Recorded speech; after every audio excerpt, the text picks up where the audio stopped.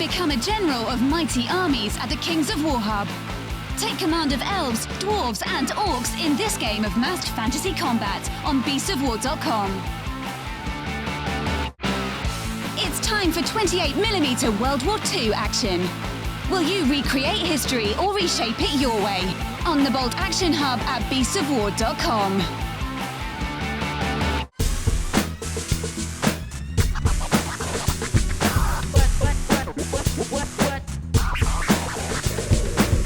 Good morning and welcome to The Weekender. I am Warren and I'm joined by Lloyd, Hello. Justin and Ben to Hello. spend this morning celebrating gaming. I have an amazing show today. I'm excited. I'm very excited because I got to play Age of Tyrants, a brand new game, 6mm mass combat game coming to Kickstarter. So there's some amazing prizes to be won on this episode. We're going to be giving away an Angel Giraldez diorama. What? And 4 pieces of original Wayne England concept art. So it's Nice. we've got a lot of kind of collectory pieces we're giving away today. So 5 winners from today's show.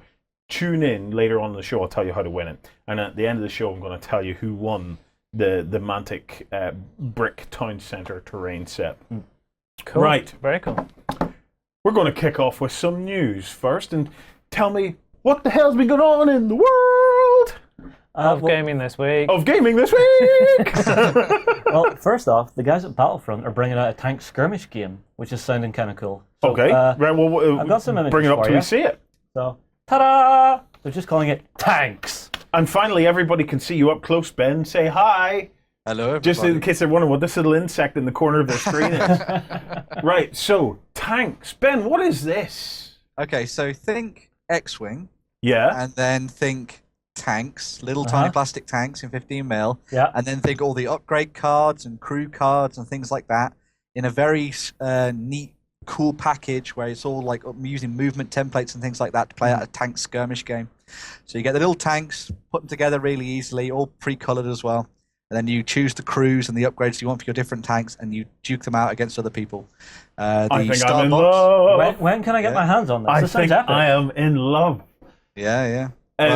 Well, I'm looking at the picture of the it star here. box for this is coming out sort of later on this year, I think, sort of Yeah. middle of this year, and it's going to come with, I think it's 2 Shermans and 1 Panther tank. I Panther believe tank in there, I that's think. what we're seeing on camera here. Yeah.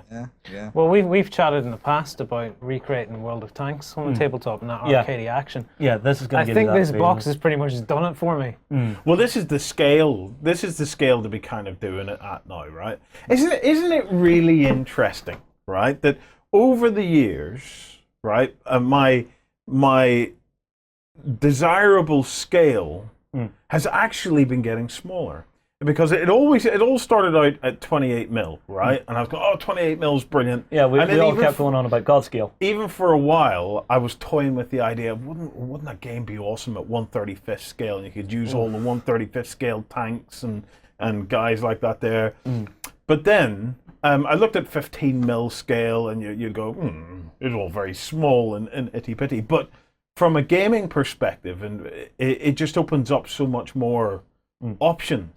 And like how many tanks are in your average map on World of Tanks battling it out? It's about 15 a side on PC. So maybe 30 Yeah. tanks? Yeah, 30 tanks to a game. Yeah, pretty try much. doing that at 28mm. Yeah, you'll soon fill up an 8x4 and you'll not have a lot of room to maneuver Yeah. without getting shot in the face. But 15 tanks per side on a 4x4 map Well, using the 15mm? Is it 4x4? Do we know that? Or Well, this just popped in your head? If you're thinking skirmish, I would say 4x4. I'd definitely go 6x4 for this, because you'd still want quite a wide Yeah, I array of suppose. tanks. Wider the better. Wide.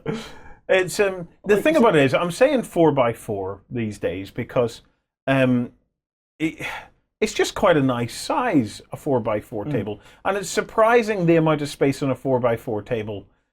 Because you think, oh, it's small and it's square, but actually whenever you rock up to a 4x4, sometimes it's quite surprising. Like I've just played that 6mm game, 2 companies faced off each other on a 4x4 table, and it was enough to make sure that the battle never really waned. It was there. It was always going. And I think for this, a 4x4 with a lot of terrain or even city blocks or something like that there, and your tanks and all going in around, I think could be great. Well, you see, Ben, I'm looking at the picture of it. Sorry, Justin, just 1 second, and we're seeing like stack cards that almost look like they bolt on to one another. Is that how you get all your upgrades and the like? Yeah, so you have the basic tank, and then you can attach the upgrade cards to different slots and things like that, and the crew to different slots. And I think there's there might be some kind of experience system in there as well, which would be quite cool. So that'd be fun. So. Well, have we any other pictures of it, Justin? No, not of this. We have another picture which is a different thing. But the one thing I'm thinking for this is, if this does go quite like World of Tanks, what you might be able to do is actually pick and choose your favourite vehicles from all the different sides and actually just build a team of the best tanks that you think you can face off against your mate.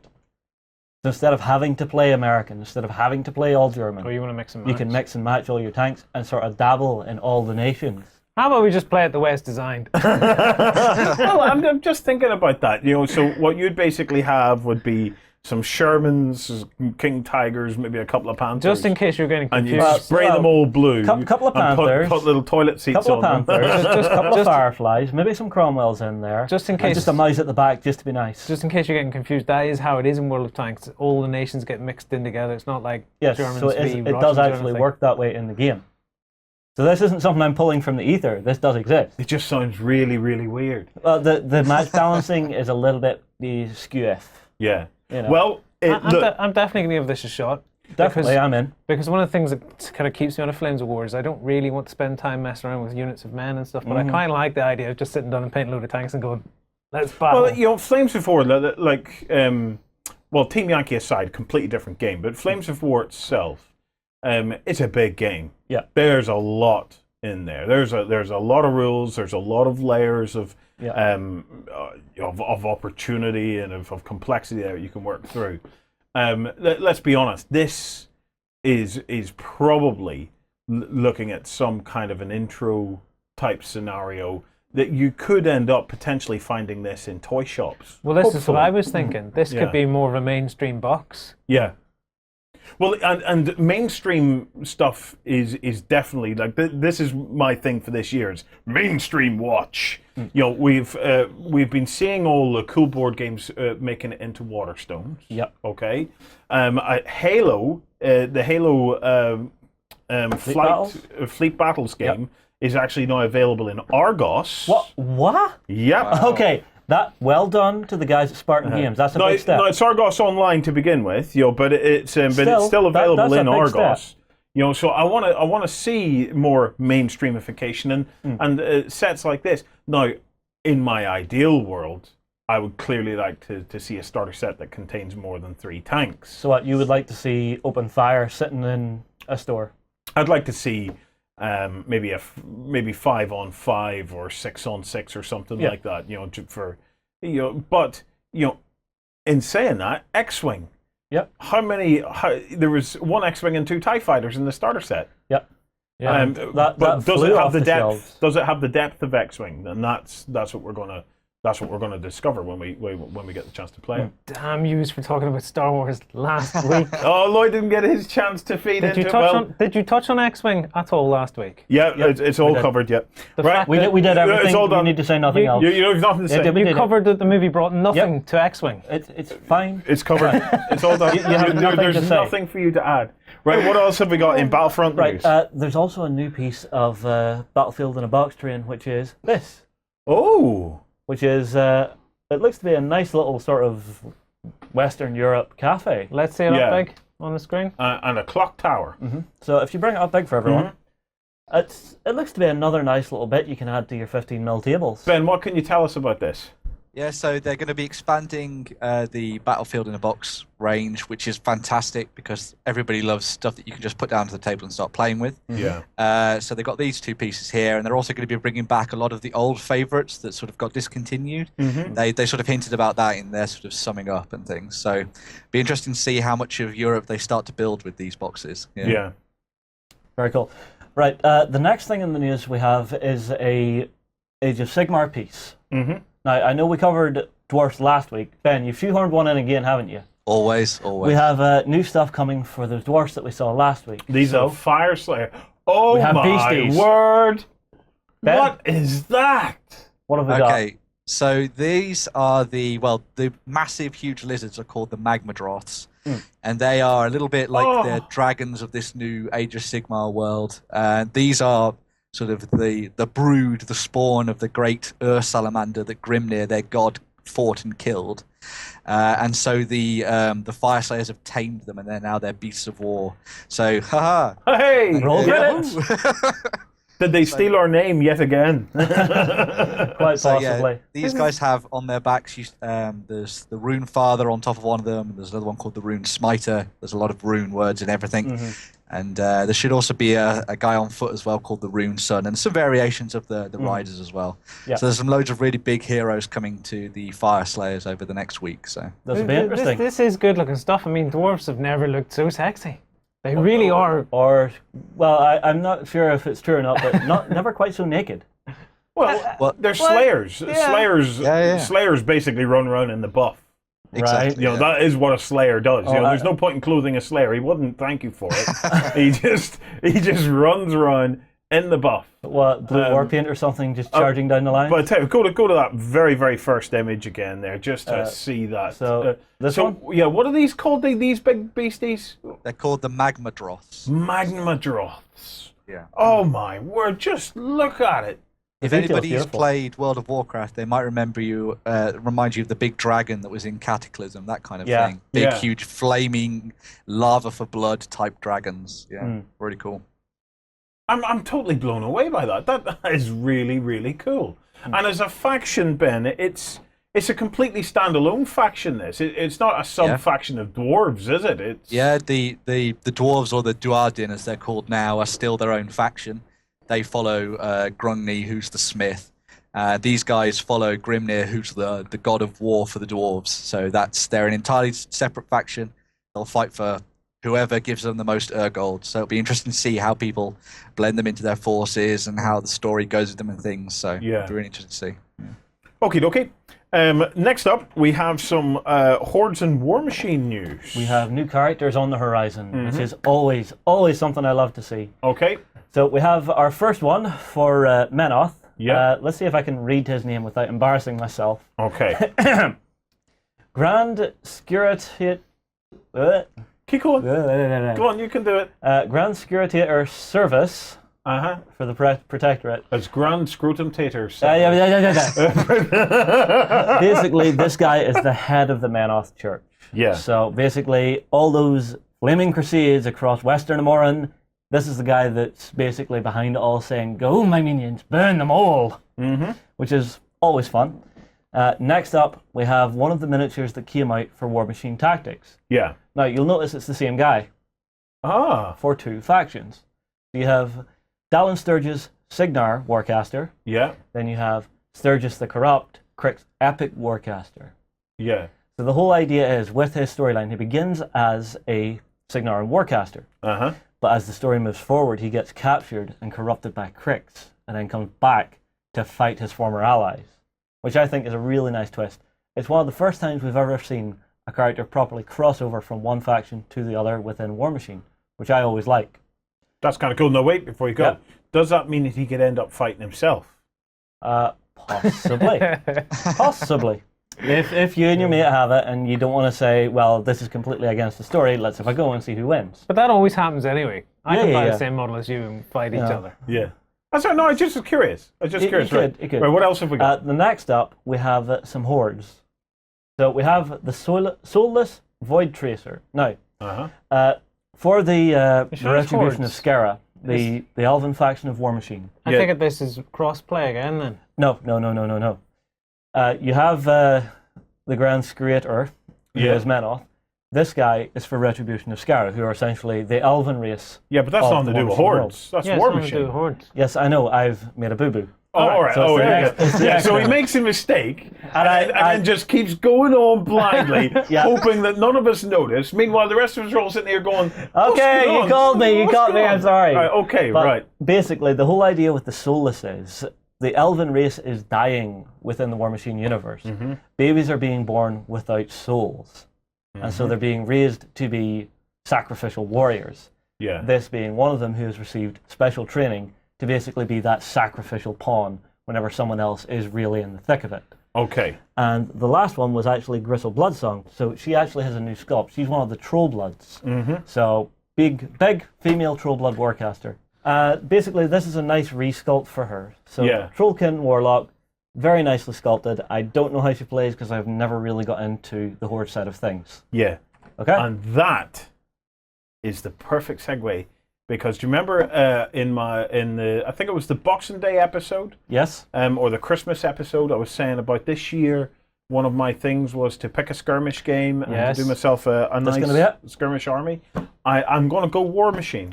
Actually, I'm going to go Hordes. Which is cool, because I said in that show you should check out Warmachine or Hordes. I'm going to go the Troll Bloods. Right. Good choice. What little I know of the tactics, the way they play, their playstyle is brick. They are big, they are tough, they are slow, but once they get there, they hurt. Yeah, but they're the coolest looking fucks. Does that mean they play like the green deck out of Magic the Gathering? There, yeah. Okay, there you go. Because we've just completed a project in here. I think it might be coming out next week or the week after, where we've got a big Troll Blood... The Glacier King. Who myself and John actually unboxed this week.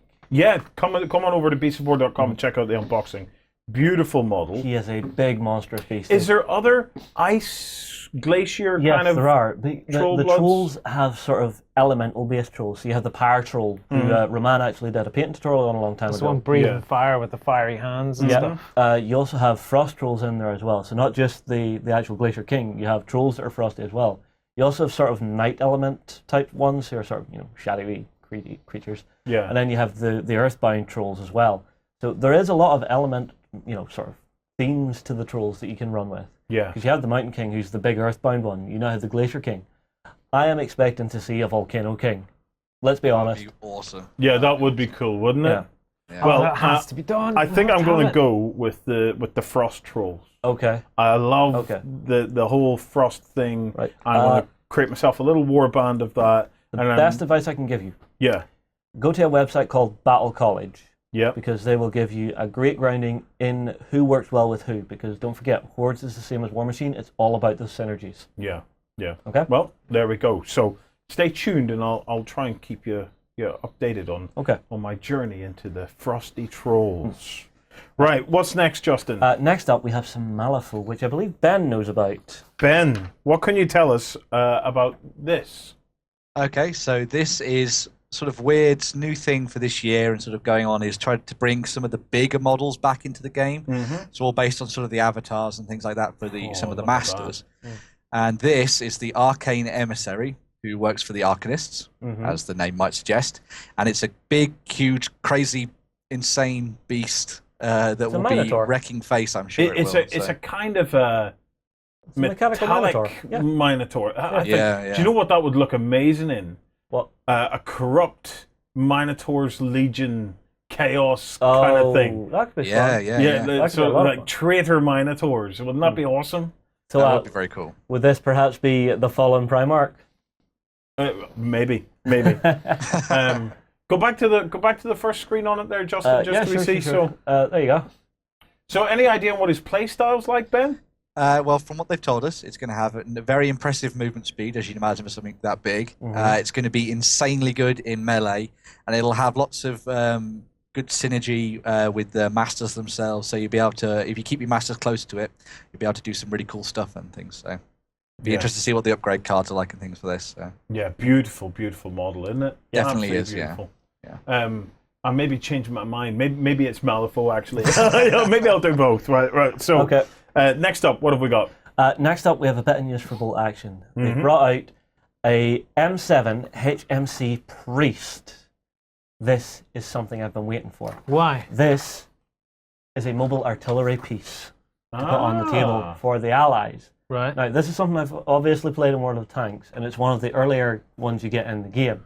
Not sure when it was out during World War II, but having something like this on your bolt action table is going to give you a nice advantage because most artillery pieces are not mobile. You have to have a dedicated transport to actually start getting them shifted around the table. Yeah. So this thing can be firing and being on the move when it needs to be. It can get itself out of trouble which is something that I have noticed a lot of people may have issue with their big guns.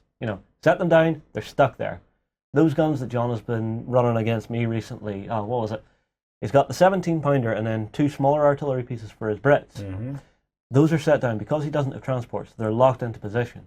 So I can have the option of either targeting and focus fire on them with my mortars, or ignore them. I'm confused. Stay out of the sight. I thought you were playing Germans. I am. I'm thinking of taking a second army. All right. Okay. Right. Okay. Quick fire questions then. Okay. See how much we missed John Lyons on this episode. Okay. Is that based on the Sherman hull? Yes. You're absolutely certain? Look at the front cowling for the gearbox and the actual track sections as well as the bogies. So yes. Okay. What period of the Second World War did it fight in? I'm going to suggest Early, mid, war. late? Early, I'm going to suggest, but I could be wrong. So if I am, or Scanny, I apologize. I think they had it in action throughout most of the war. I think it was brought in quite early and it lasted quite a long time. They used it in many of the different campaigns and stuff. So Saved by the Ben. Okay. And how many crew did it need? I think 3. Yeah. I think 3. And how long on average did it take to build to repair a thrown track? Even John would have issue with that because that depends on crew experience, ground you're on, and not to mention what tools you have to hand, and if you have spares. And how much gold you have to upgrade their crew experience. Yeah, that's a pain in the ass. It's a good looking vehicle. It is a very nice vehicle. I'm gonna guess that it's probably a resin metal hybrid kit because I don't think this would be one that Warlord would really go for in plastic. So that's a guess. I will say it now. That's a complete guess. But it's one of those nice vehicles to have if you're playing the Americans. Yeah. Okay. What else have we got? We also have a book coming from them as well. So we have the African and Italian campaigns, Duel in the Sun. So this is going to be Rommel in the early war. This is Rommel versus Patton, this one, isn't it? Yes, I believe it was. And I do believe Monty was there as well. Montgomery would have been in among all that, yeah. This Now is we're an talking. interesting period. Yeah. Because I got a real thing for the whole desert and fighting in North Africa. Well, you see, this is whenever people were still learning how to use tanks and stuff, because it was one of the theatres where the biggest massacres happened for Allied tanks, because we hadn't caught up with the German technology yet. So we rolled our tanks in, fired away, doing nothing. Germans firing back, just munching through tanks. Well, this is going to be very cool. Another piece of news as well, if you check it out, the front cover for Conflict 47 also leaked this week. So it's worth checking it out. Okay. What put it in my mind actually was Lloyd talking about that kind of African deserty kind of campaign. He's clearly talking about dust. He's looking away to try and get dust into the conversation. Not World War II. Didn't even mention it. Yeah. So rather than talking about dust, which we will do, we'll talk about dust again. But I will mention that Conflict 47 is steadily approaching. Okay, cool. For another one to Weird watch, World War option. Cool. Right. What else have we got? Next up. Is it not Conflict 48? No, it's Conflict 47. Oh, okay. Yep. Okay, anyway, next up we have a bit of Warhammer 30k news. Right. We have the Raven Guard showing up. Uh-huh. Ta-da! Oh, wow. Corvus Corax, leader of the Raven Guard, has been sculpted. We've also got some new assault troops as well, which are looking really, really nice. Ben, what do you think? I think this is probably one of their best models they've done. I love the styling of it and the pose.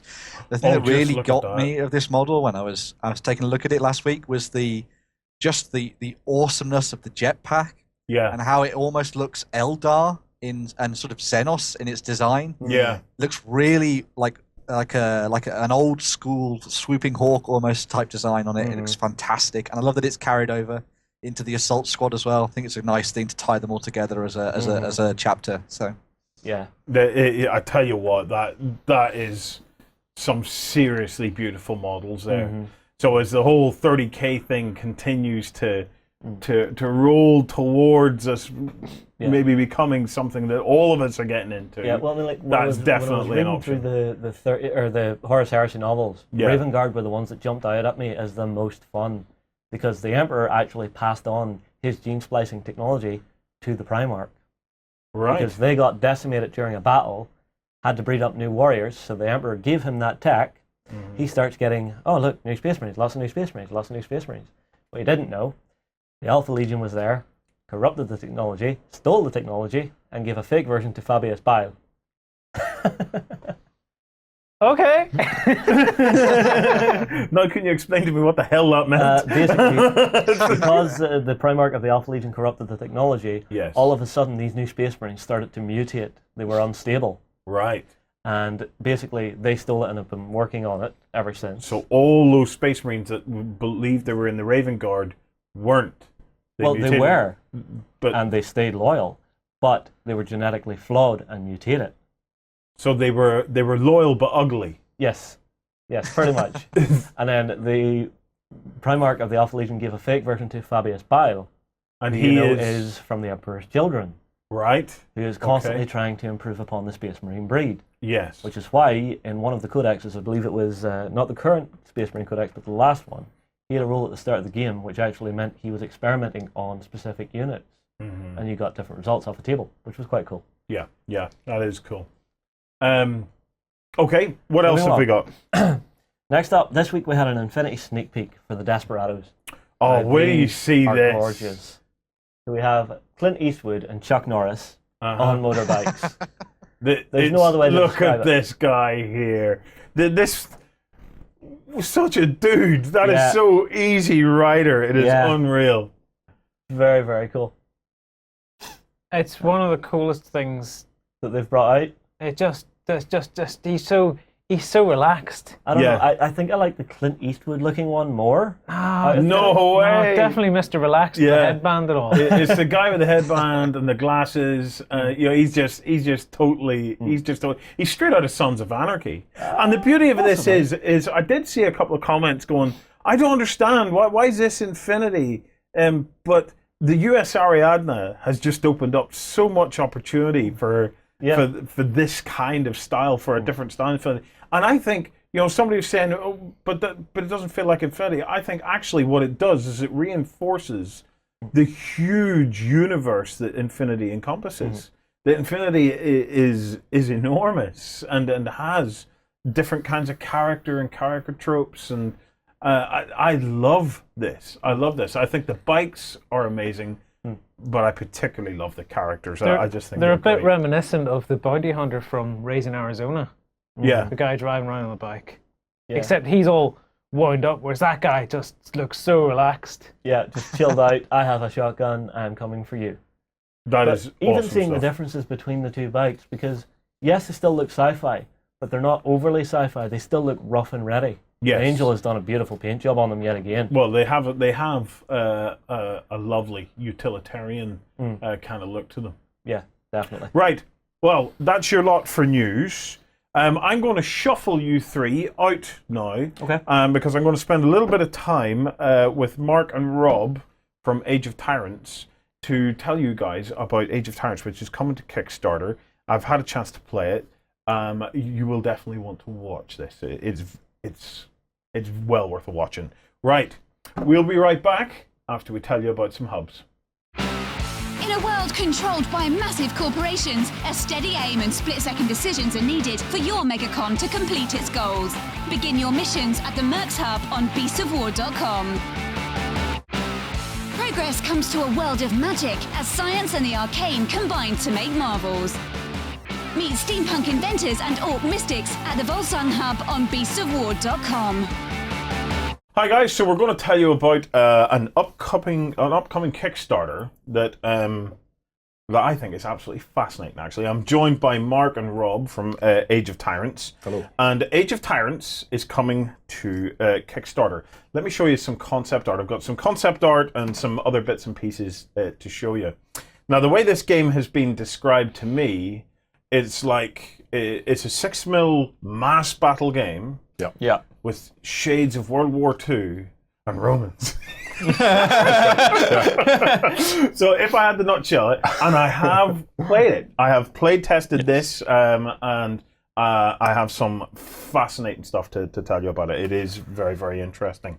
Right, I'm going to let you guys kick off by telling me a little bit about Age of Tyrants. So what are we expecting, and also when's it coming to Kickstarter? When's it coming to Kickstarter? That's the 21st of January. Yeah? So it's very close now. It's really close. Yeah. We're a literally week away now. Yeah, we're literally tightening the nuts and bolts of the Kickstarter right now, working out pledge levels and getting all the graphics sorted, which is a way bigger job than anyone could ever think of, but we're almost done. And gameplay videos, that sort of stuff there too. So Age of Tyrants, it is a sci-fi universe. It's a hard sci-fi universe, yeah. And it's set in an alternate universe where a human-like, I suppose, let's call them humans, race evolved and colonized the galaxy that they're in, which is called the Draconis Alba Galaxy. And we've got these 4 factions for the core game, all of which are, well, 3 of them are human, the other one is entirely robotic, but with humans behind it. Okay, well, do you know what? Let's talk about the factions, and we'll see what we can grab from the background story to the whole thing while we do it. So, cool. Kicking off, we're kicking off actually with my favorite faction. These are the Junkers. Okay. Yeah. Now they've been described to me as having a kind of almost like a Romanesque, Roman Imperial Empire kind of feel to them. But what they actually are, that these were guys that, from what I can gather, were kind of away on the outskirts and scavenged. And the scavengers, essentially, they started life as a penal colony, hived off from the home planet, where they were doing sand processing and mineral collection on this arid desert world, and eventually they rebelled against and overthrew their masters in the successful War of Secession, and they have this quite despotic empire, which is a bit like Imperial Rome. And the way that the Junkers actually play is quite like a Roman army, insofar as they've got close combat, meat grinding infantry backed up by lots of artillery. You get to unleash hell with these guys, and they are my faction, by the way. I have picked these guys, I've played these guys, and I can't wait to tell you about it. And you trounced me with them. Right, so I've got a couple of pieces of concept art to show you. You can actually win this piece. I will be talking at the end of the segment of how you can win the prizes this week. But what is this that we're looking at? Okay, what we're looking at here is a Junker artillery piece. Piece of Wayne England's original concept art based on John Robertson's sketches, and that's an onager. Yeah. Okay. We have a couple more here. No. And that's the Draco, which is the artillery that you were using yesterday in the games that we played. Yeah. Fires incendiary rockets, and that made quite the impact on the Viridians yesterday. It is quite devastating. And then I think I have another shot, possibly of that from the side. That's a Falx. That's the transport, I think, is it? Oh no, it's not. That's the Junker's launcher from the side. No, you're correct. Yes. You can see the wires. Yeah. Where they've opened up on the side, the actual rocket pods open up. Now, we also have some sample models as well, so sample casts. So I believe this is a sample cast of the Junkers here. Yeah. So let's open that up just so as you can see. So they're coming as it's 6mm scale, and they're coming as resin minis. That's right. So Rob, do you want to tell us a little bit about these? So. Okay, so obviously all of the miniatures are 3D designed, 3D printed, and then cast up in the highest quality resin that we can find. And they're really easy to assemble. Yeah. Literally minutes. And this actually, once assembled and painted, turns into this. One of our community bloggers, Eric Lebras, actually painted these up for us. I apologise if I got his name slightly wrong. I'm terrible with French names. But what I can say is that it's stunning. He's done a beautiful job on those.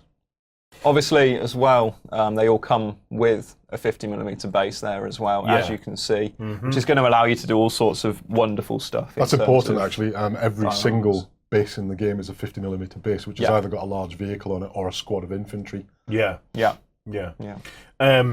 So there you can see it in all its glory. They really are quite lovely looking miniatures.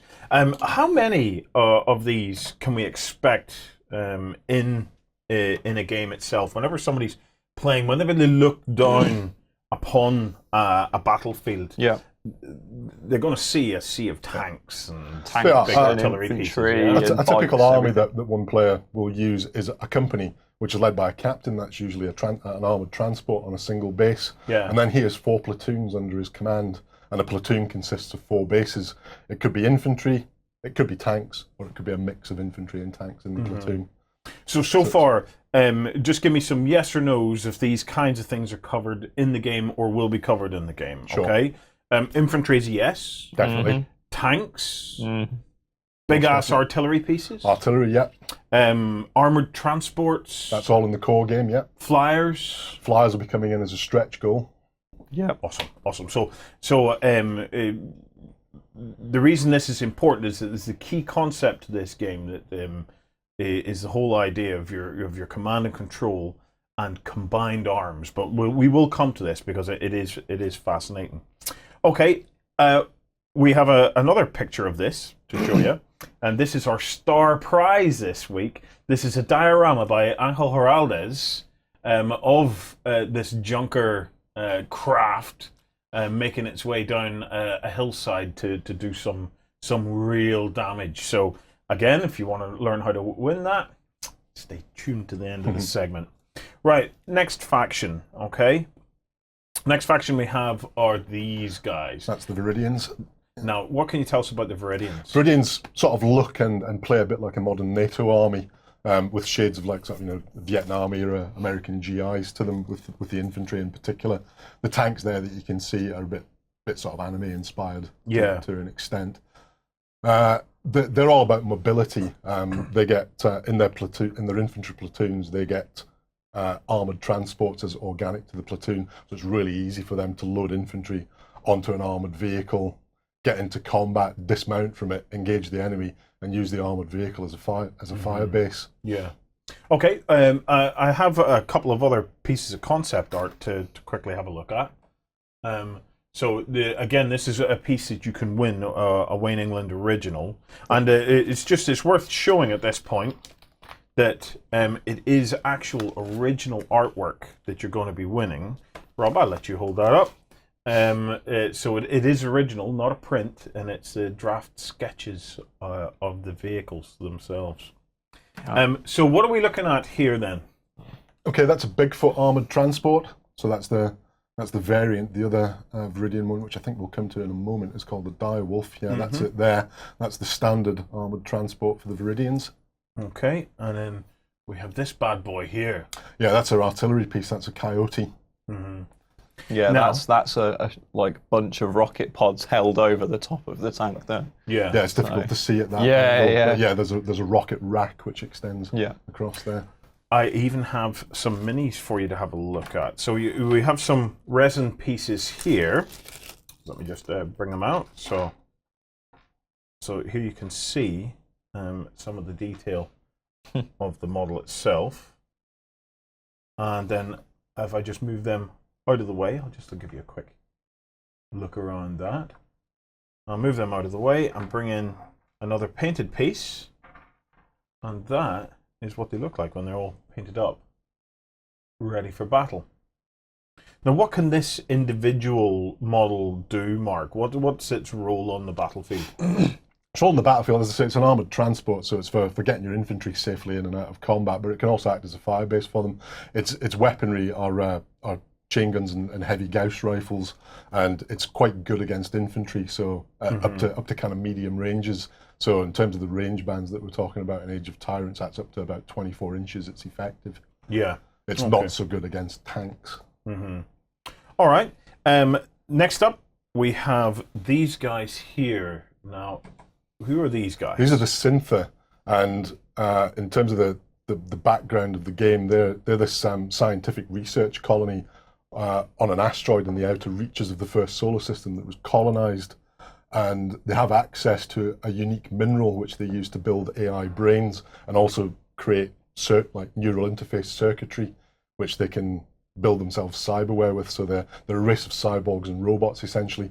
And during the period in which the game is set, we've got a whole world background stretching out for this, a big timeline based on some other games that came before set in the same universe. Yeah, some of you guys may remember games like Void and Urban War. So if you're a fan of those games, this is set in that same universe. Set in that universe, and during this period, we had the Syntha experimenting with building entirely robotic army, so it's an entire drone force that you'll get for Age of Tyrants. So all of the vehicles, they don't have crew, they don't have any human crew in them, they've just got an AI brain.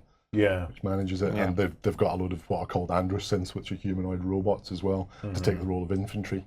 Okay, well, let me pull up some of the concept art for that. So, again, this is one that's up for grabs for you guys. But what's this vehicle here? This is a Nemesis grav tank, and it's got a huge plasma cannon on it. It's good against armor. Okay, and we have that one there. That's a Persephone transport, which is effectively their versions of carriers. So you get a load of androsynths, which will just go on and like kind of fold up in racks on it. Yeah. And then they'll be deployed whenever it arrives at its destination. And then finally we have this, clearly artillery. Yeah, that's plasma cannon artillery. Yeah. Well, game-wise, if I'm not wrong, Synth are a more long-range They're specialist quite as well. they're quite a shooty army in terms of the way that they play. So you hold back with them, pick your targets off at range, don't allow stuff to get to close combat with them. Yeah, I don't have anything for those guys just to show you. So I'm going to move on to the next faction, and this I think is also going to become a favorite faction. Yeah. Who are these guys? So these guys are Vasa. In terms of the background, they act a bit like sort of a cross between the UN and an intergalactic customs force. They're called the Protectorate. Yeah. And they're like the galaxy's police force, and they come in and try and sort things out whenever it kicks off. But actually, in terms of style, they look like sort of World War II and Cold War era Soviets. Yeah. Yeah, and their thing in terms of gameplay is that they're a mix of quality infantry and tanks. We love the tanks. Can you sense the theme? We love the tanks. Yeah. I've got a couple of models to show you guys from this. So here are some of the resin casts for these guys, so you can get a feel for the components that you're going to be working with. And I've got to say, they are beautifully cast. You know, look at even the little pipes, the pipe work on the back of that, absolutely flawless. How is that even possible, actually? You know, it's just, because it's undercut. It goes all the way through. I'm actually shocked that that is even possible as a cast. It's incredible. Once it's actually built. Oh, yeah. Once it's built, yeah, they are pipes. I was about to say maybe they're not pipes. Maybe it's flash, but it's not flash. No. It is definitely pipes. Once it's built, it looks like this. Got to be done. And then, of course, we're very, very fortunate to have a painted example of these guys. What an amazing looking army that is going to turn out to be. Yeah, I mean, that is my favourite model that we've got. I think that is the star of the show. That's the Vasa Red Hammer, which is their sort of hybrid artillery tank. In terms of concept art, we have some other bits and pieces to show you. Yeah. What's this one here? That's the Bear. That's their standard armoured transport with chain guns on it. We have a version of this that you can win. It's not exactly this image, but it's very, very close to this image. I think it's like sort of an early original concept of that image. I think that one was then digitally altered, so we don't have the original. No, that is just... Yeah, that's the icon. That's their main battle tank. And then finally... Here he is. And there's your Red Hammer. Okie dokie. So, that's the factions. Yes. The basic background is that there's intergalactic war going on. That's it. The Age of Tyrants is an age of chaos in the timeline when all of the main human factions, the really big powerful ones, go to open war against each other. It's a situation the like of which has never been seen before in it. Yeah. Previously, they've carried out sort of covert proxy operations against one another to try and undermine each other, but during this Age of Tyrants, the whole thing is threatening to go down. The next obvious question is how it plays. And I'm very fortunate, actually, to have been able to spend some time with the guys to actually do some playthroughs of the game. And I can sit here and tell you I loved it, but I'm going to actually sit here and tell you exactly why I loved it and what made this game both different but really, really interesting and entertaining. The concept for the game, and you can correct me if I'm wrong, but the key unique selling point of this game for me was it totally captured the importance of a command structure in an army. The way this works is it's when you put down your company, the company is made up of platoons, and the platoons have a kind of like a platoon leader or a sergeant lieutenant or a usually, lieutenant, and then you have your captain or whatever at the back. It engages you because you activate a lieutenant, and then that lieutenant can spend actions or spend commands. Yeah, Command points. Yeah. Yeah. So there is 4 command points to spend. If he spends it within the platoon that he is the leader of, actions cost 1 point. So he can make them all move and shoot, or call in a bombard, or do all kinds of interesting stuff, embark and disembark off vehicles. However, he has the flexibility to issue commands to other parts of the army. Yep. So to really kind of give that flexibility, that react to a special situation has arose, and I have the ability to somewhat manipulate my choice of reaction to that, so as to really bring home this sense of combined arms, which I'll come to in a second. Yeah, it's like, I really need a tank for this situation, but I'm not Yeah. in command of a tank, so I can spend an extra command point to get somebody else's tank to help me out. Yeah, you just pick up the radio. It costs more, but Yeah. it gives him that ability to do it. You then have your captain, who doesn't have a particular unit or whatever assigned to him, but he can assign tasks throughout the army. And where he becomes useful is as you gain a bit of experience of playing this, you start to think of interesting ways to utilize that overall commander captain type figure. Where this game, that's all very interesting. I do my lieutenant, and then when I'm done, it passes to my opponent, who is Rob, at least twice. And then Rob gets to go, and then I get to go, and he gets to go. So there's no sitting back waiting for long turns and whatever to play out. It is a very engaging game, and you are both back and forth. There's saving rules and things like that to do.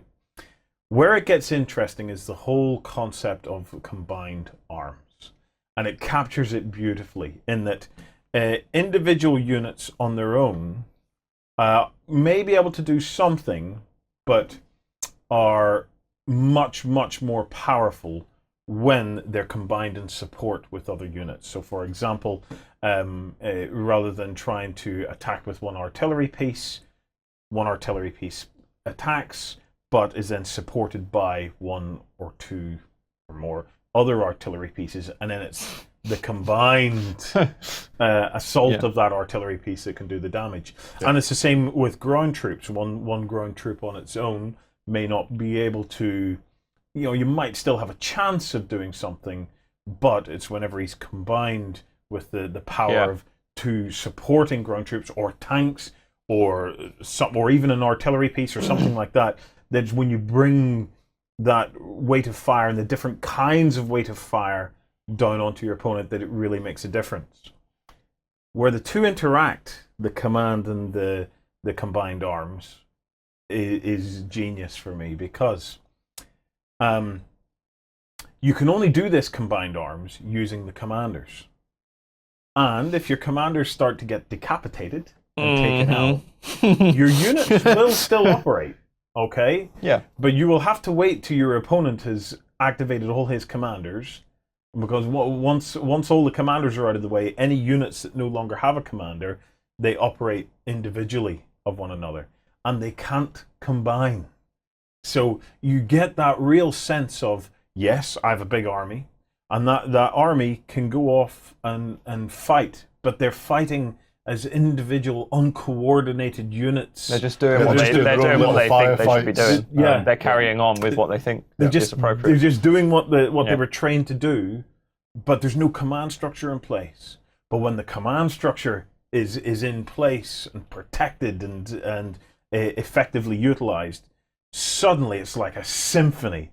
Yeah. Because it's rather than all these little uncoordinated units, you're picking and choosing and creating almost like razor scalpels to go in and conduct Symphony of artillery. Yes, well, it was for you. Yeah. It was fascinating because it immediately led to tactical thoughts. Like, we played through our first game, and it was a little bit all over the place. You know, as your first games often are, you're wondering, well, that unit, I'm out of position with that unit. He would be better doing this next time.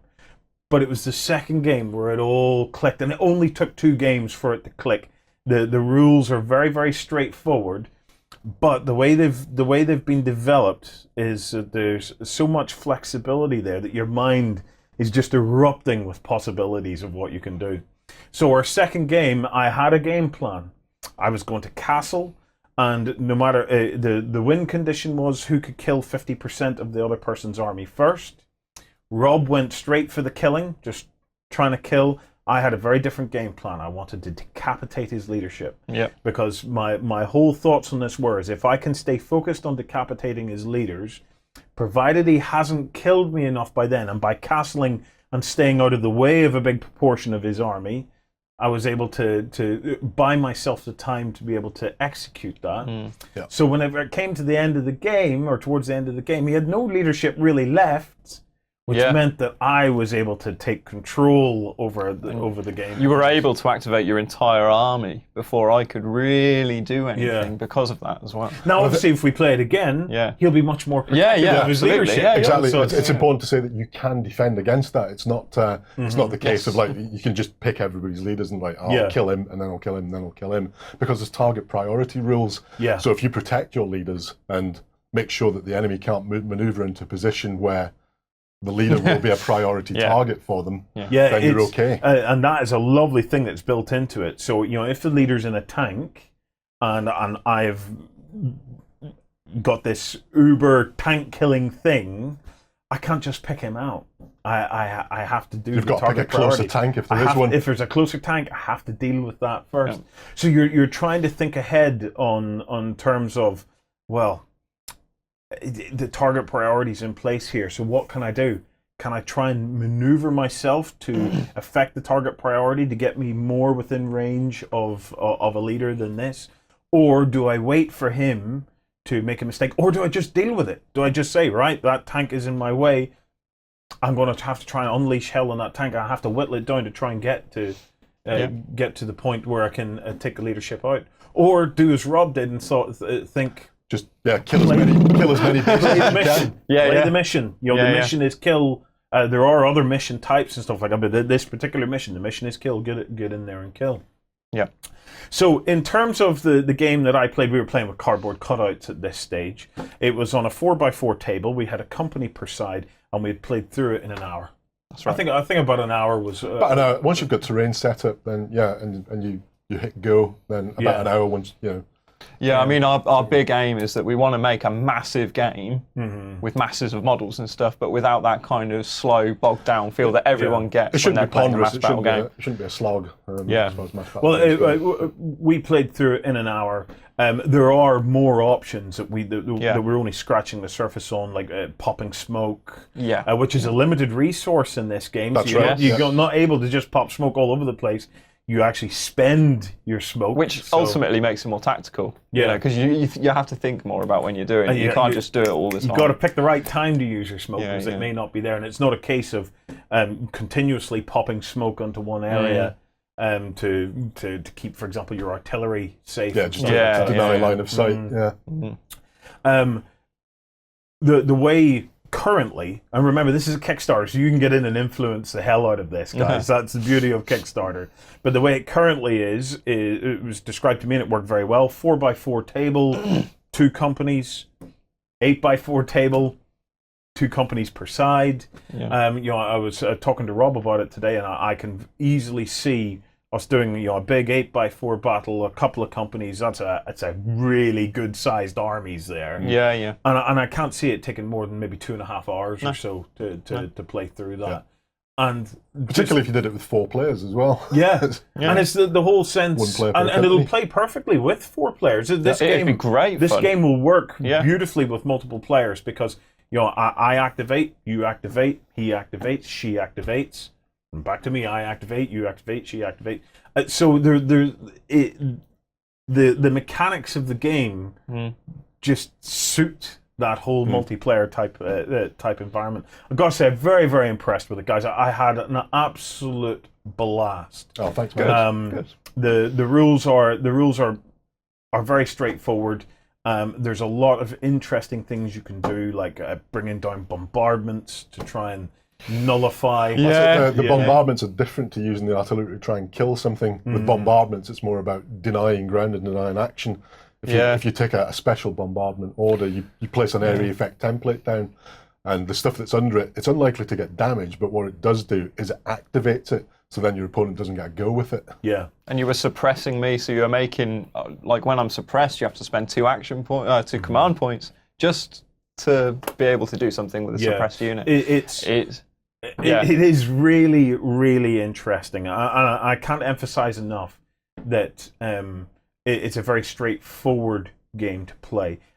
We find ourselves playing it without referring to the play sheets. No. We find ourselves not having to worry too much about too many special rules and things like that that were muddying the waters. And it was a nice, fluid experience that by the end of game 2, I've got to say, my muscle memory had already started to kick in. And already had started to memorize the different types of rules. It's a slightly different sort of command and control system to I think anything else that's out there. So it'll take a game or two to kind of get into it, because you won't have played something like it before. But once you have that eureka moment with it, which I think you described yesterday, then it just becomes obvious. It's intuitive. It was pretty much the 2 turns before the end of the first game. I had the light bulb moment, and I get what this game is about. I get the importance of the leadership. I get the importance of combined arms. You are muddling a little bit in your first couple of turns to that, but you then start to see, oh boy, there's layers to this that are just popping out. Pattern recognition needs to kind of go off. So by the time game 2, I was just raring to go. Game 2, it was I have a strategy. I'm going to play the strategy. No idea whether it would work or not, but you wanted to try it. From my own experience, games are you're far more likely to win a game where you're playing a strategy than playing a game where you don't really have a particular strategy in mind. You know, I have found this over the years that if you have a strategy, you're far more likely to win. And not only that, the game is far more enjoyable because you feel every time you're doing something that you're moving one step closer to achieving something rather than constantly feeling like you're on the back foot the whole time. And this game very clearly gives you the opportunities to formulate strategies and say, I'm going to attempt to try and do this. You may not win, but believe me, you will enjoy that because you have a vibe of what you're trying to do. I felt like Napoleon. I felt like Napoleon commanding Romans in a World War II sci-fi game. So I had my artillery going in, I had my troops holding back just long enough to let the artillery do its job, and then them starting to push up. I get excited about a lot of games. I do get excited about a lot of games. I love gaming. I do love gaming. Of course. But I've got to say, all I want to do right now is go back out there and play another game of it. We might have time before. Yeah, I think we'll have to do it because it's it ticked a lot of boxes for me that I didn't even realize I had boxes for. Good. So that's what we want to hear. And that is the interesting thing about this. You've got to give it a try, guys. When it gets on the Kickstarter, you guys will maybe be putting up some sample rules and things like that. Yeah, there'll be playthrough videos, digital render files. We're doing animated ones rather than like sort of film playthroughs because that will get better quality out of that, if I'm honest. Right. All sorts of other bits. 6mm gaming. I want to talk a little bit about 6mm gaming because it's probably been a number of years since there was a 6mm sci-fi mass battle game. Yeah. What about terrain and things like that? Because I would imagine, other than maybe the old Epic 40k players and stuff like that, not many of us will have a lot of 6mm terrain and stuff like that lying around. So what are the thoughts? Is the Kickstarter going to help us address that? Yeah. As well as buying into the armies and stuff like that we can get some bits and pieces of terrain so we can get our battlefields organised as well? It will, yeah. We're taking the path of least resistance with that, and just accepting the fact that that is a fact for a lot of people. And we're working with Deep Cut Studios to make gaming mats for us, and we're working with Brigade Models, and I think it's Red Vector to make 6mm scenery for us as well. That's all going to be themed around Age of Tyrants, because Mark's actually written up a terrain chart specifically for fighting on the planets in this particular yeah, I mean, each faction has got typical terrain for it, including buildings.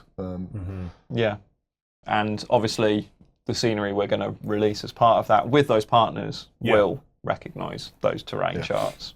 Now, in terms of the actual Kickstarter itself, you're going in to try and get the funding to be able to put the armies into production. But do you have some future plans, like expansions, things like that in mind that we might be able to unlock through a successful Kickstarter? Certainly, yeah. I mean, our stretch goals are formed around the idea of such expansions. So we've got one which has got named hero characters in, for example, new prototype tanks. We've got a recon ops one which will bring in, for people who remember Void and Urban War, will bring back some of those classic units from that, like Sand Runners and Saurian Riders, which are dudes that ride into battle in the back of dinosaurs. So it gets wackier again.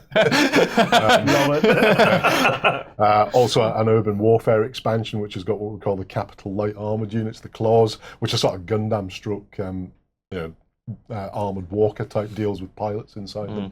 They're not really big ones. They won't be as big as a main battle tank, but you'll get maybe one or two of them to a 50mm base, plus an infantry team in support of them, about half a dozen infantry on it as well. Yeah. Apart from that, and you mentioned flyers before, and we'll have some close assault aircraft and some transports as well. Flying transports. Flying transports, yeah. This is another interesting thing about the game, is that the transport rules are really nice and straightforward, in that if you guys are near a transport, any transport in your army, they can hop on it. As long as there's room. As long as there's room, they can hop on it, and then you can use the transport to take them wherever you need to go, or get them back out, or whatever, give them that little bit of extra defense, and then they can just hop off it again. It's because we don't need coherency rules. Yeah. Like in a I've always taken the view that in a modern warfare battle, you don't need the coherency rules. You don't particularly even need kind of fog of war. We're talking about a sci-fi game. We assume that the command structure of both sides have got a full 360-degree view of the battlefield and everything that's going on it. So we don't need squad cohesion rules. You just get on the radio that's inside your helmet to and that just allows you to give an order to. That just allows you to really use your entire army.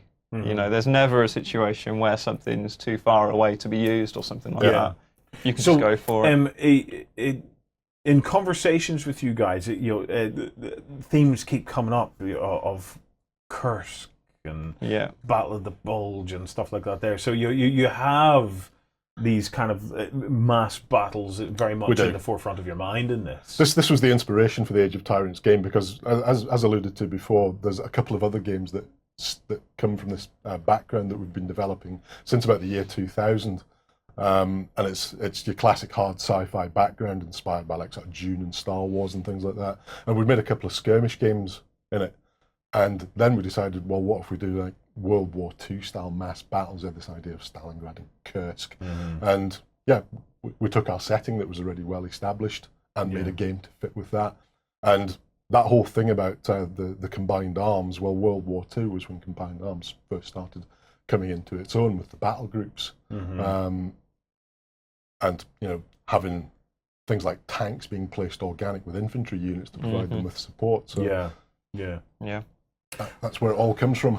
Well, this is it. 6mm gaming could be very much on the way. I know one particular community member, Commodore Rob, is a massive fan of 6mm gaming. He's been trying to get us into it for ages. So Rob, let's see if this one tickles your fancy, and could this be the one where we finally all start to descend onto the world of 6mm gaming? Right, we have prizes to give away. Yes. We do. Let me show you what you can win. We're going to have 5 winners, okay? To be in with a chance of winning, all you have to do is comment on this video here at beastsofwar.com, comment on the video and share it around over on YouTube, and comment and share around the corresponding post that we're going to have up on Facebook as well. The first winner, picked at random, is going to win this beautiful Giraldez diorama. That'll take pride of place on your gaming shelf, no doubt. And then another 4 winners are going to win an original piece of Wayne England concept art. So we'll be picking you guys at random as well, and you'll be winning concept art, not unlike what you see here. And in fact, I have them here. So Rob, I'll let you hold them up there so people can see. So there we go. And I can be your glamorous assistant. Yeah. What a wonderful job I do. There you have it. Well, look, Kickstarter launches on the 21st. 6 p.m. GMT. So keep your eyes open for that. Hopefully we'll get the guys on again via Skype or something like that during the course of your Kickstarter, just see if we can get an update and see how you're getting on. Otherwise, I believe they can go to the Age of Tyrants website and sign up for a newsletter to be alerted to whenever it's coming out. We'll get a link to that in the show notes. So, gentlemen, look, thank you so much for thanks, man. Not only this, but the entertainment that I've been getting playing this game. It has been great. So, best of luck with the Kickstarter. And yeah, we're going to tell you about a couple of hubs before we come back. Fight for the Iron Kingdoms as a warcaster. Take control of the mighty jacks, arcane devices, and dark sorceries to bring the fight to the Warmachine Hub on beastsofwar.com. Humanity has been driven from Earth, but now it's time to take it back. Join the Reconquest and fight the Scourge on the Drop Zone Commander Hub at beastsofwar.com. Hi guys, and welcome back. If you haven't already, make a comment so you can be in with a chance of winning. I'm a little jealous. I missed out on that. Isn't that lovely? Isn't that lovely? Great game, actually. Really, really good. So definitely good. It's worth taking the few minutes to check it out anyway. Right. To round out the show, we have a couple of Kickstarters we're going to have a look at. Yep. Ben, what's up first? Okay, so the first one is by Shield Wolf Miniatures, and they're back on Kickstarter at the start of the year to fund 2 new armies, which will be the Shield Maidens and the Orcs from the Valleys. Not the kind of Valley Girls you're thinking of, but yeah. Yeah, are they turning this into a 2-player starter set, or what's the plan here? The idea at the moment is just to fund these 2 armies, but eventually this means that we'll have a lot more armies to draw from when they eventually bring out the proper rules. They're working with a developer called Lone Wolf to build an army builder and to get the beta rules out to people and things like that. But at the moment, this is to make sure that they get the 2 hard plastic sets of miniatures, 20 of them in each, to make Shield Maidens and Valley Orcs. Now, what is Shield Wolf, and how does it play? Well, there's no real details yet on how it all plays together. The beta rules are on the Kickstarter for backers and stuff if you want to go and have a look at it. Yeah. So they're available to them. But Shield Wolf are developing stuff for quite a while now. They were doing things last year. They brought out Orcs. They've been working on ogres and a whole bunch of other stuff for humans and chaos and things like that.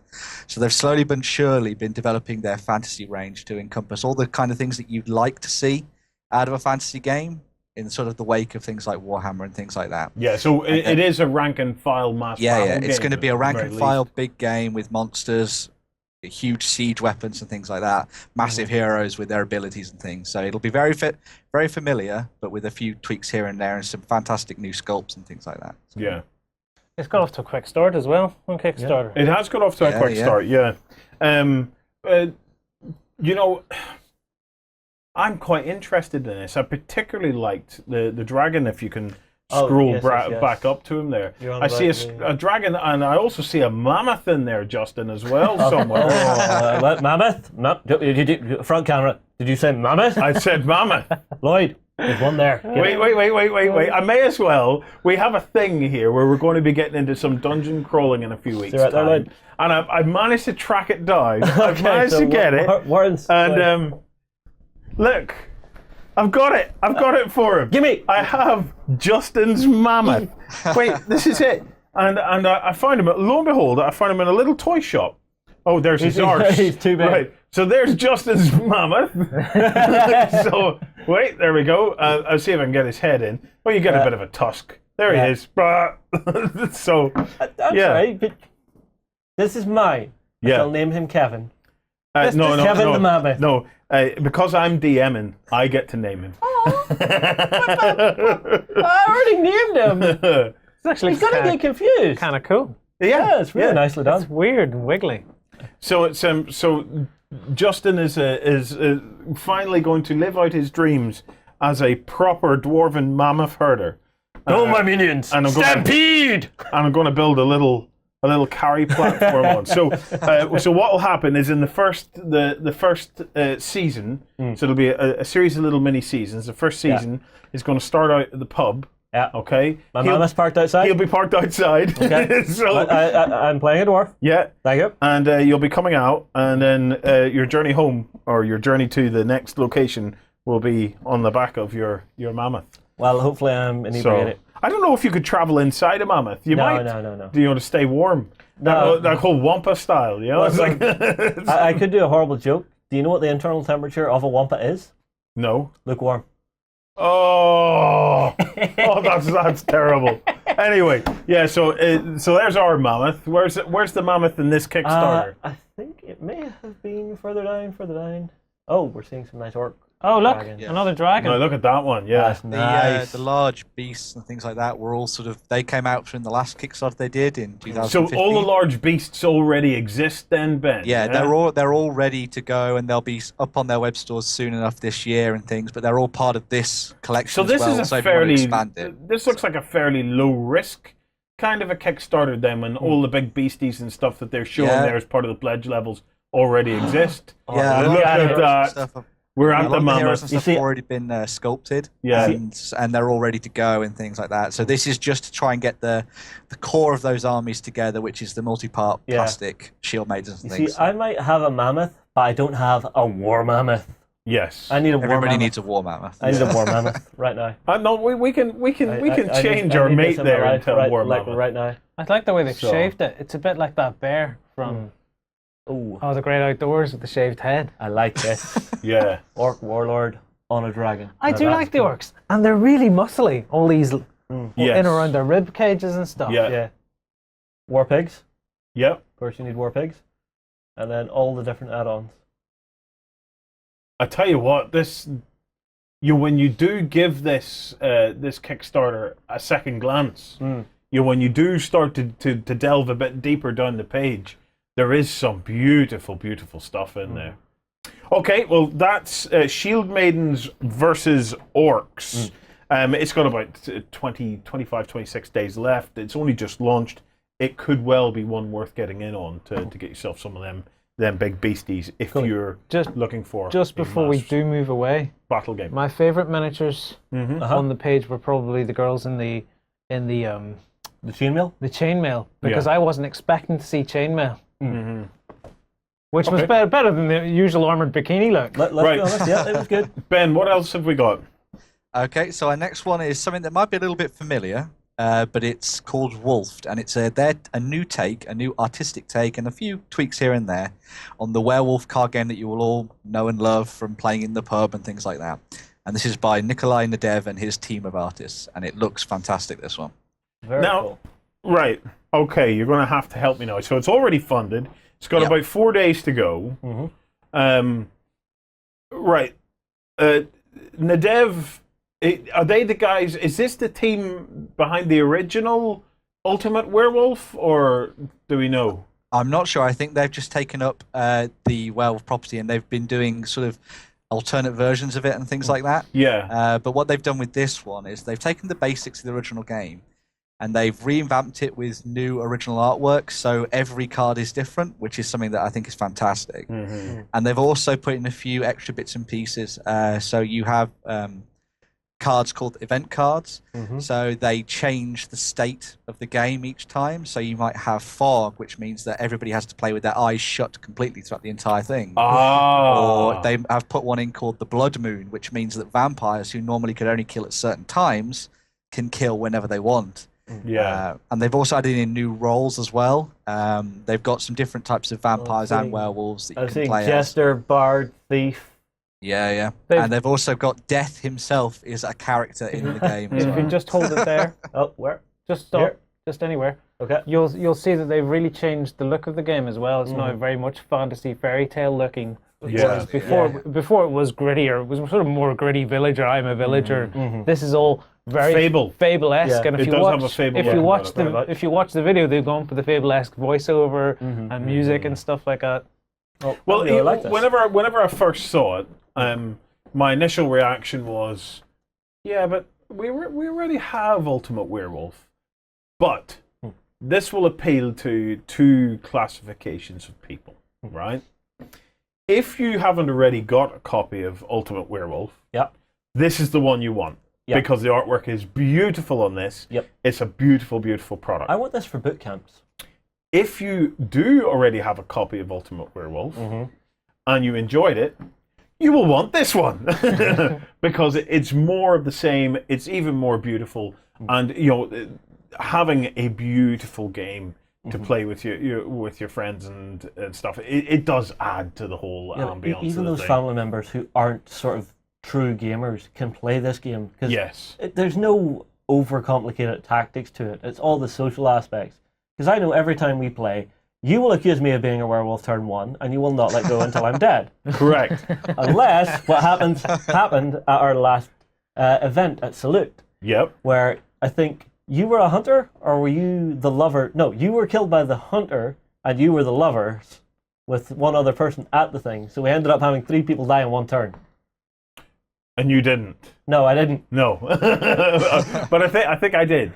But I do. I do sometimes wonder when a game, gets hit again and again and again and again. At what point is it too much? But I suppose that there are other ways to look at this. If you already have it, fine. You don't need to worry about this. But there are things like more contemporary artwork, more quality. As manufacturing, as artists, as the resources and stuff become more available, you can end up with a better and better product. Yeah. And one of the things that I have noticed about Ultimate Werewolf games is anybody I know that has a copy of Ultimate Werewolf, it's as dog-eared as you can get because of the amount of use that it gets. So, But you've never looked at Ultimate Werewolf or Werewolf and thought to yourself, that's something people will collect new cards and stuff for. Because you get your set and you play it.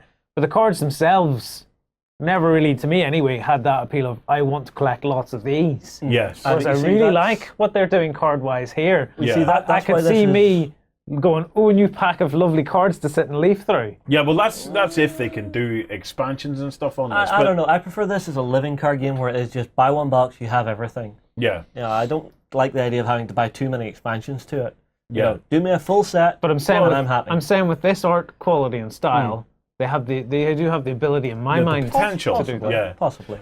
So, Ben, one of the things that appeals to me is the fact that they are adding a few additional layers to the Ultimate Werewolf game, because so long as they're optional and so long as they're relatively easy to introduce, I think that's a great thing, because although Werewolf can become a wee bit samey, it's not something you're going to play too many times through the night. But if you and your gaming group enjoy it from time to time, having those extra layers, I think is a nice option. Well, it's the one thing Sam always did. Every time he has played a game with me, he has tried to make sure he has put in different characters. He doesn't put them all in at once, because that would just be nuts. Yeah. But he's always tried to say, okay, I'll put in the little girl, I'll throw in a vampire, and let's throw in the hunter just for kicks. Yes. And he always changes it up, and he always keeps it to a certain level of characters within it. Yes. So he keeps it nice and simple for you. So Keeps it simple, but he always keeps it fresh. Right. Do you know what? I think that's our lot. Look, before we go, We have a I winner. have a winner to announce. So last week we had Mantic Games on talking about The Walking Dead, and we had the opportunity for one of you to win a terrain pack to get started on your Walking Dead terrain. And the winner of that was one of the commenters on Facebook. Okay, remember this week's competition, to be in it, you can either comment here on Beasts of War, or comment on this video on YouTube, or comment on this corresponding post on Facebook. This guy did Facebook. His name is Heinrich Becker. Heinrich, come on over, fill in the prize claim form. You are a winner. And that is your lot. Ben, Lloyd, Justin, thank you very much. Guys, thank you very much for watching. Remember to head on over to beastsofwar.com. Tomorrow morning we have XLBS, which is the extra long backstage version. It's just another episode, another completely brand new episode of The Weekender, where we're going to be talking about all sorts of stuff. And it hits at 6 a.m. tomorrow morning over at beastsofwar.com. Becoming a backstager is how we keep Beasts of War running. And afford to buy mammoths. And afford to buy mammoths from our secondhand toy shops. The stuff I get away with buying in charity shops and toy shops these days is absurd. But please do consider coming across and joining us, and we will see you then. Other than that, have a great week of gaming. Flames of War brings you the battles of World War II in epic 15mm scale. Go to the hub on beastsofwar.com to find news, tactics, and tutorials about the game. From Viking halls to the cities of the future, terrain buffs will love our foreground hub. Watch gaming tables of all genres come to life at beastsofwar.com.